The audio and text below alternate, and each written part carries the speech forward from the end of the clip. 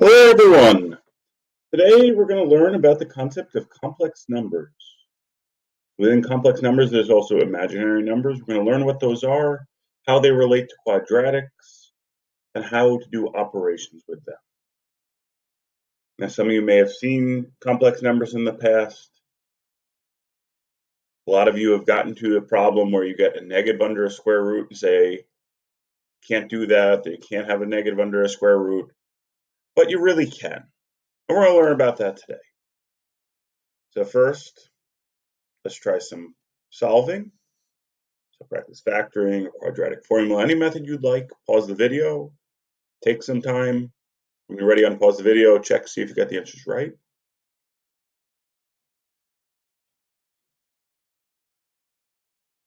Okay, let's take a look.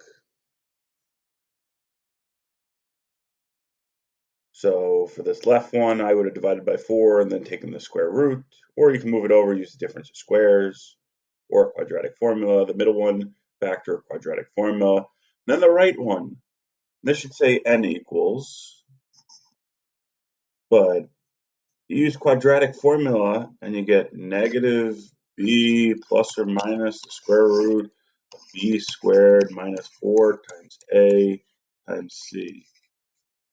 Okay, that's after you add the 2 over. Should be a positive 2 on the left side. All divided by 2a.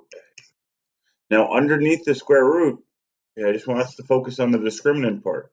You get 4 minus 8, which is negative 4 under the square root. And we've been told in the past, you can't do that. That doesn't make any sense. It doesn't work. Now today we're going to learn that you really can do that.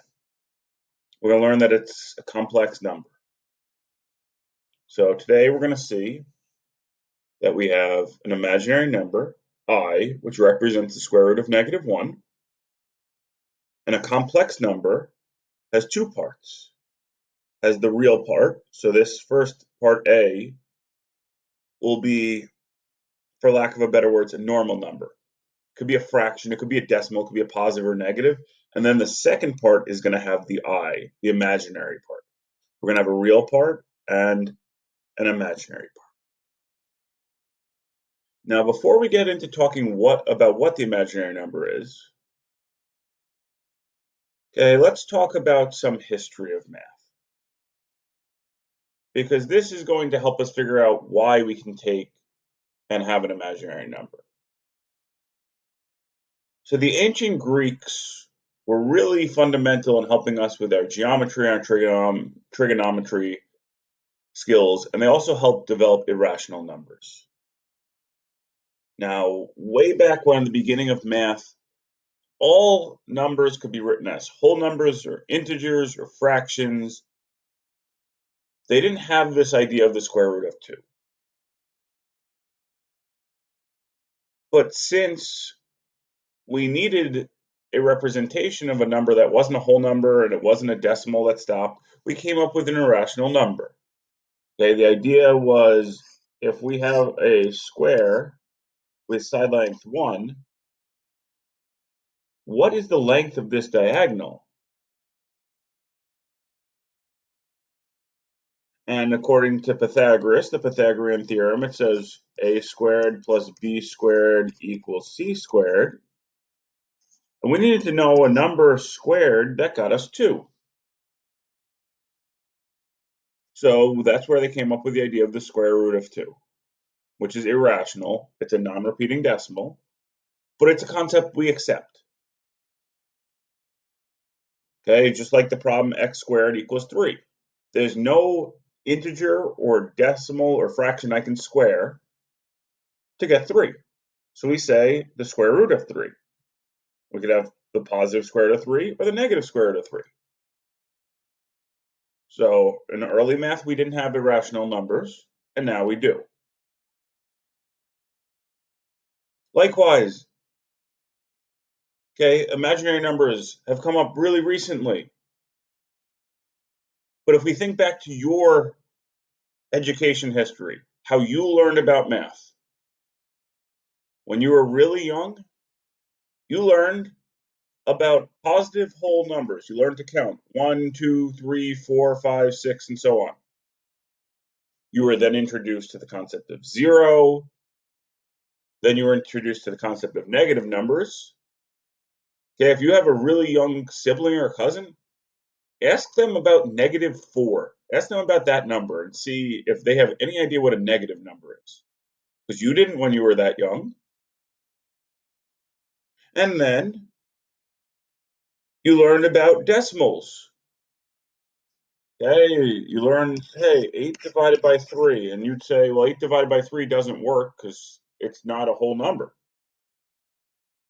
Okay, we learned, okay, we can leave it as an improper fraction or convert it to a mixed number or do long division and get 8 divided by 3 is 2.6.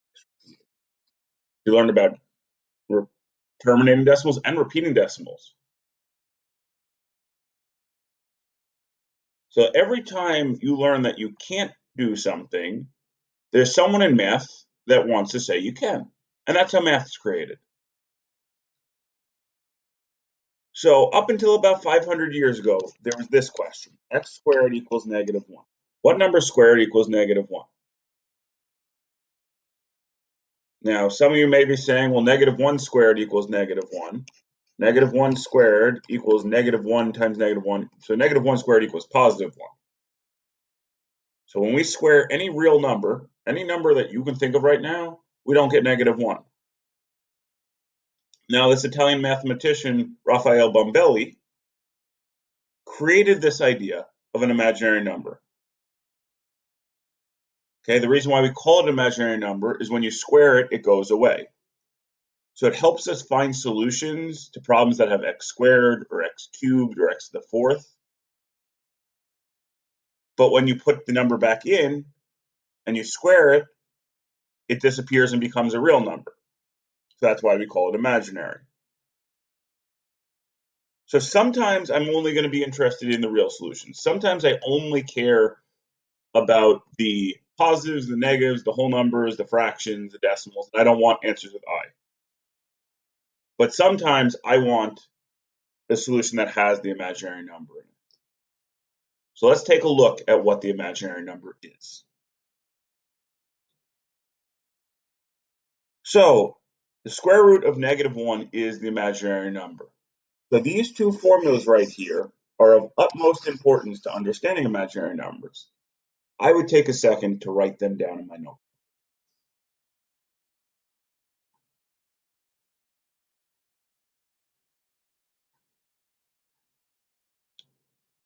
So anytime I see the letter I, it's the representation of the square root of -1.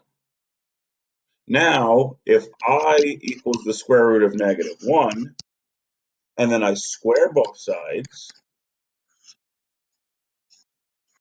the square and the square root cancel out, and I'm just left with -1. So I squared equals -1. That's what I meant by the I disappears. If I square it, it's just then, it's an integer, it's a -1. So whenever we see a negative inside of a square root, there's really a -1 here, so there's really an I. So this negative means I, and then we deal with the square root of 4. We see I squared, we can write it as -1. So in this example, they took square root of -16. They took the -1 part and made it I, and the square root of 16 is 4. So I want you to try. Okay, try writing each one of these as an expression. Sometimes I is going to be created, sometimes I is going to disappear. Pause the video, take a moment, think of what each one of these would look like. When you're ready, unpause the video. We'll talk about each example.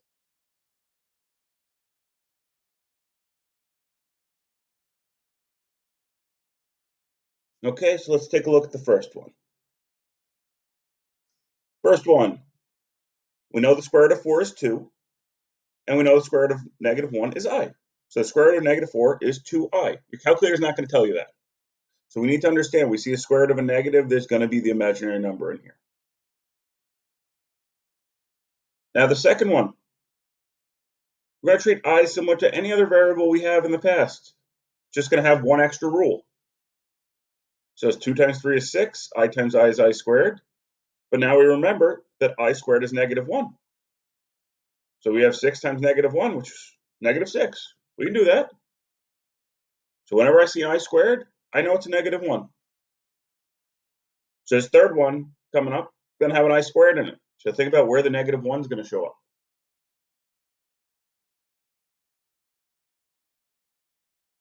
Okay, so this first parenthesis, if I square both terms, I get 4I squared.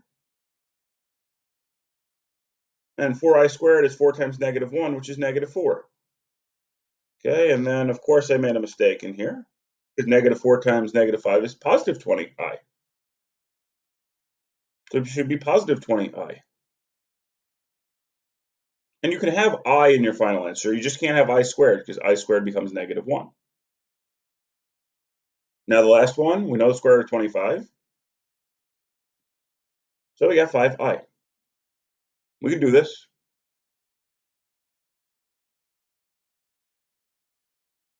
So a complex number has two parts. First part doesn't have I, and the second part does have I. Okay, A is the real part, BI is the imaginary part. So I want you to simplify these as much as you can. You can have a real part, then an imaginary part. Pause the video, try it out, see that you can do it.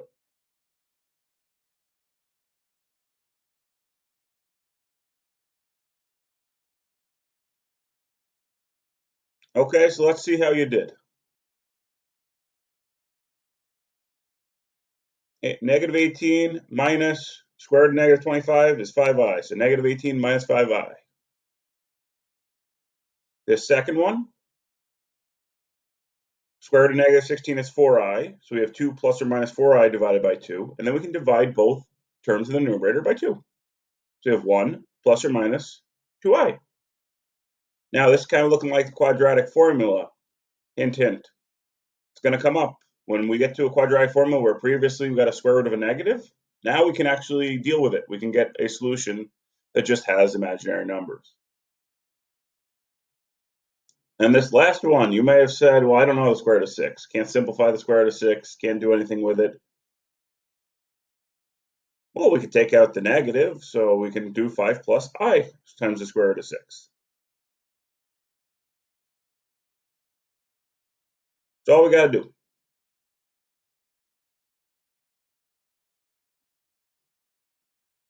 Now, adding, subtracting, multiplying, all the same idea. Treat I as a variable. If you need to FOIL or make the box or add like terms, subtract like terms, you do it. Pause the video, see if you can do it. Then I'll show you the answers. We'll take a look and we will say that we can do this.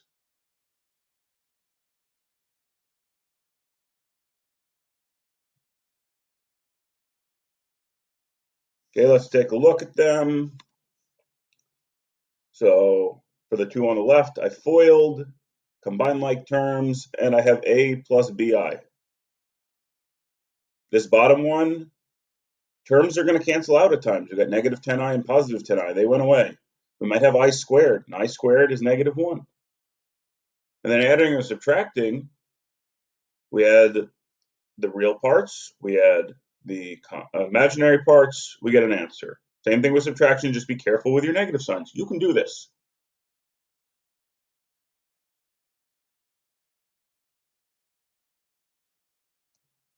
Now you have time to solve. Now I know we've talked about the first thing we try to do is factor.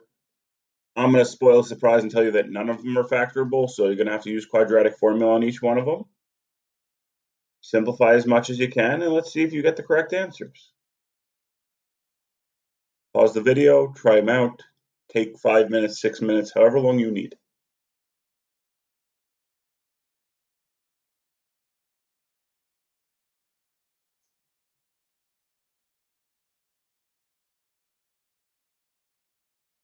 Okay, let's take a look. So I said none of them are factorable, so we got to use the quadratic formula. I'll show this example. And we have n squared plus 2n plus 2 equals 0.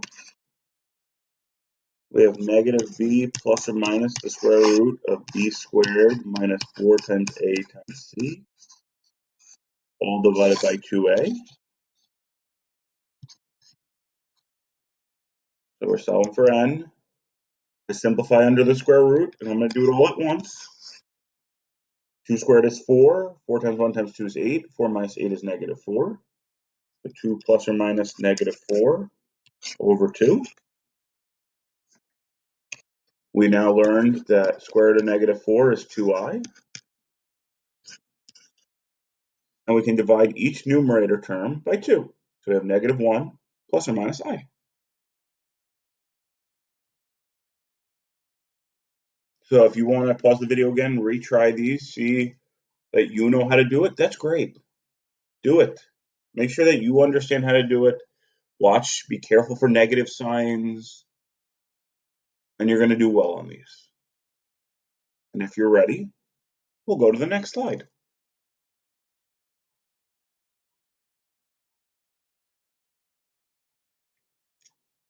So now, multiplying. On one of the previous problems, we saw something cool, that if we multiply, sometimes we can get the I to disappear.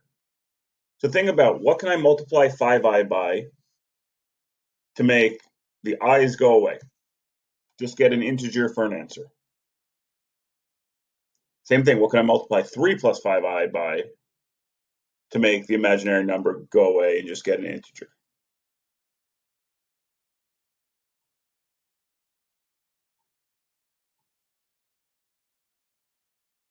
Okay, so maybe you were thinking multiply just by I. And you can multiply this top one by I. You'd get 5i squared, which is negative 5. Okay, I was thinking multiply it by negative 5i. So 5i times negative 5i, which means you get negative 25i squared. Since I squared is negative 1, you have a double negative, so you get positive 25. Okay, this works because I squared is negative 1. Now for the bottom, maybe you said multiply everything by I again. So you put an I out front, you distribute, and then you get 3i plus 5i squared. So that second term is negative 5. I like that. But then the first term has I. We don't want that. We don't want the I just to shift from one term to another. So we got to think of a different term that we can multiply 3 plus 5i by.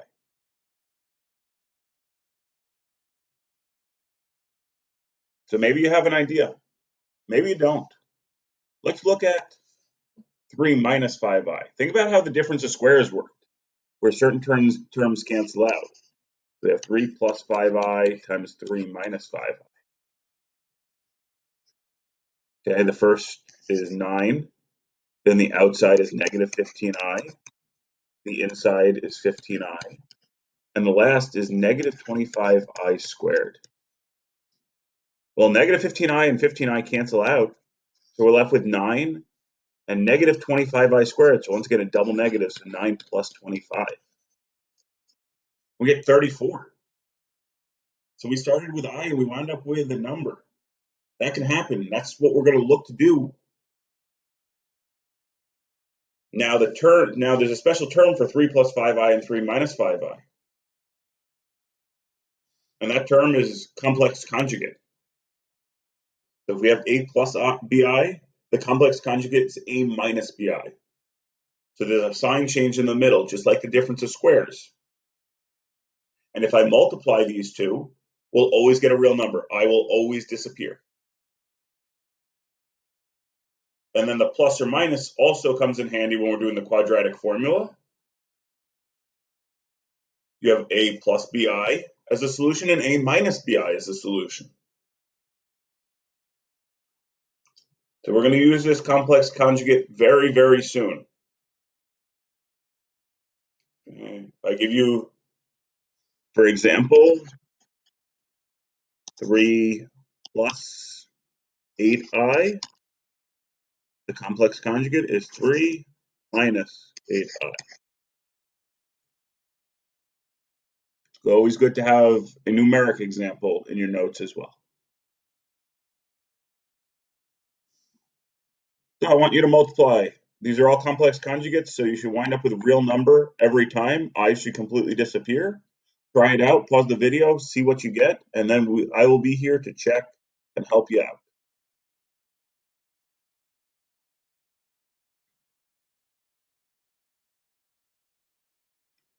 So I multiply it, and here are some of my answers.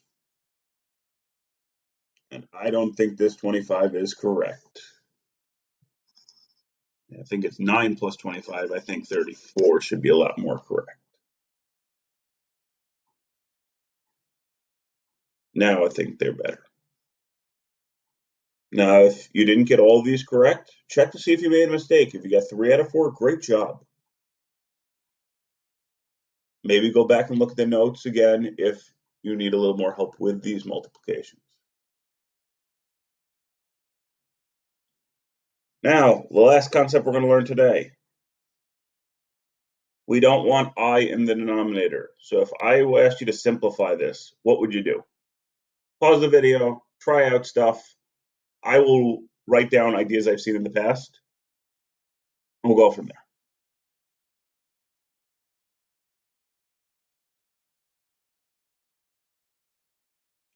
Okay, so I undoubtedly get someone who always tells me, well, you can just make two fractions. You can take 3 over 4, and then the i's will cancel out, and you cannot do that. So don't do that. I have students that say, well, can't you just add 3i to the denominator and the numerator?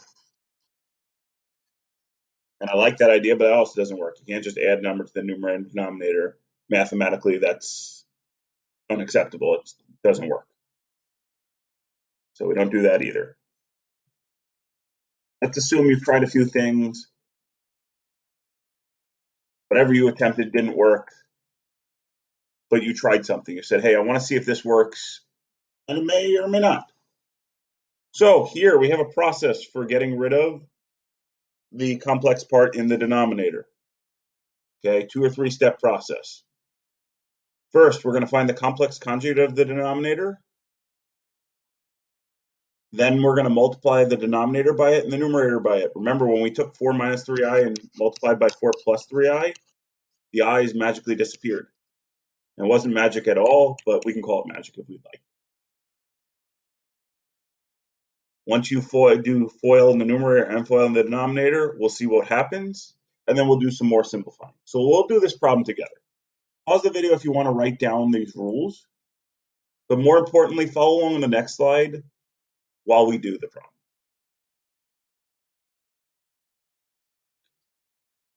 So, like I said, the first step we got to do is multiply the denominator and the numerator by the complex conjugate.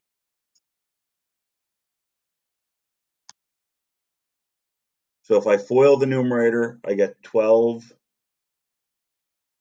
plus 8i plus 9i plus 6i squared. And I can simplify that. So I get 12 plus 8i plus 9i plus 6i squared. And the denominator, I get 16 minus 12i plus 12i, so the middle terms cancel out, and then I'm left with negative 9i squared, which we're going to simplify both the numerator and denominator. So if you don't have this written down, I'm going to go to the next slide, so make sure you got it written down. Okay, we multiplied by the conjugate, and the denominator is going to simplify to 25, and the numerator still is going to have i, and that's okay. And then what we'll do is we make it into two fractions, so a plus bi. So the I can either go here, or I've also seen it written as 17 over 25. So no more I in the denominator, only I in one term, has to be the second term. The first term can be a fraction, and that's okay. This is how we divide and simplify complex numbers. And now it's your turn to put it all together. So here's 3 of them for you to try. Pause the video, take as long as you need. Make sure you're understanding how to do this. Multiply by the complex conjugate of the denominator. FOIL, simplify, add complex numbers. And when you're ready, unpause the video, check your answer. And we'll go from there.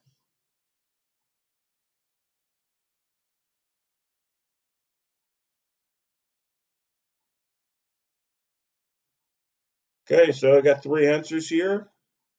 All happen to have fractions, all are simplified, got positive signs, negative signs. Check your answer, check to see if you made a mistake. Because in this skill alone, you learned about a complex conjugate. You did multiplication with the imaginary number. I squared was -1. You added, you subtracted, you made fractions. There's a lot that goes into these problems. Now, if you're feeling great, you can continue to work on the practice. And if not, maybe you need to rewind the video, look at a part, or ask me a question. This is the intro to complex numbers. And now we know that we can take the square root of a negative number.